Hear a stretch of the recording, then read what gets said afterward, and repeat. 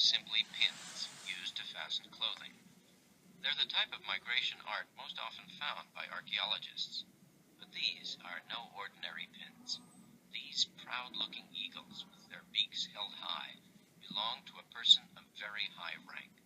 The use of eagles and the large size of the pins show us the owner's status and wealth. They're from 6th century Spain, from the migratory people called the Visigoths. Migratory groups did not have traditions of architecture or sculpture. Instead, personal adornments like these were the way they carried their wealth and expressed their artistic culture. Women wore fibulae in pairs, one on each shoulder. Men wore just one on the right shoulder to hold their cloaks.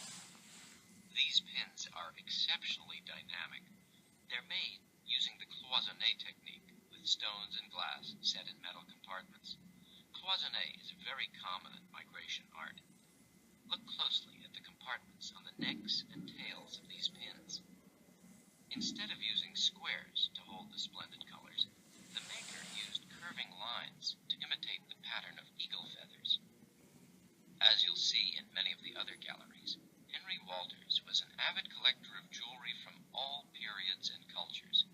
But what distinguished Henry Walters from so many of his contemporaries was his appreciation of migration art, which was relatively unknown at the time.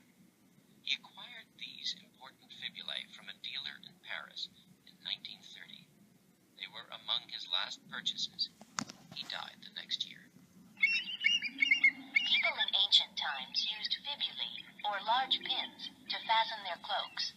Whoever owned these magnificent eagle pins must have been very important. Look at the circle in the center of each one. Doesn't it remind you of a shield?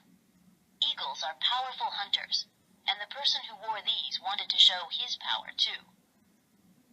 These pins were made during a time in Europe that used to be called the Dark Ages. It was after the fall of the Roman Empire, when there was no strong, organized government in Europe. Life then could be very dangerous. Now we call it the migration period, because large tribes traveled from place to place, migrating throughout Europe. They were searching for power, wealth, land, and a better life.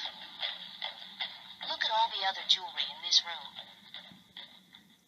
You can see that archaeologists found a lot of small, portable objects from the migrating groups. That makes sense, doesn't it? These people had to carry everything with them.